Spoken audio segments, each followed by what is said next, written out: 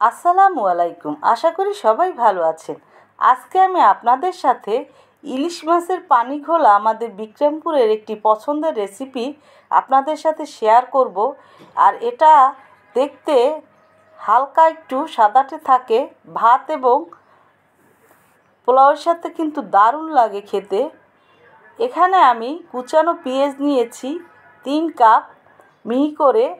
আর এখানে 3 টেবিল চামচ গুঁড়ো দুধ নিয়েছি, 1 চা চামচ রসুন বাটা, 1 টেবিল চামচ আদা বাটা, 12টা কাঁচামরিচ এভাবে কেটে নিয়েছি।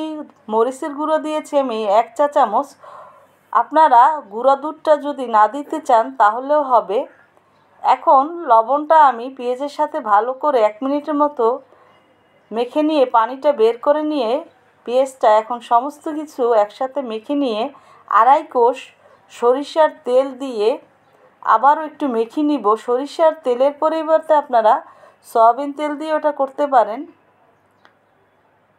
আর এই মাখামাখিটা যতটা ভালোভাবে করে নেবেন এই রান্নাটাও ততটা ভালো হবে খেতে।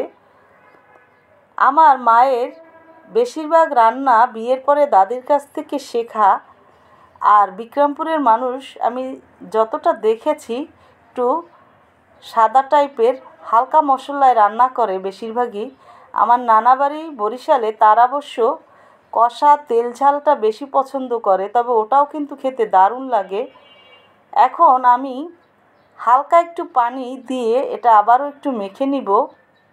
পানিটা গায়ে গায়ে দিয়ে তারপরে নিতে হবে, বেশি পানি দিব না। আর এই রান্নাটা আমি অল্প হিটে রান্না করে নিব। আর এটা কিন্তু ভাপা করে নিলেও খেতে দারুণ লাগে।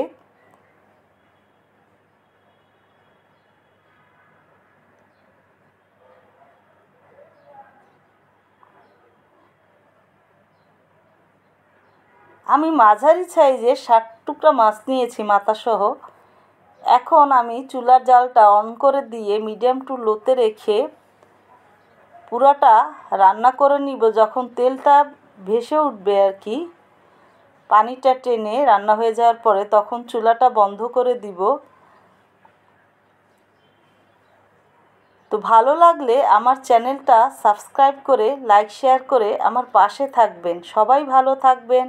আল্লাহ হাফেজ।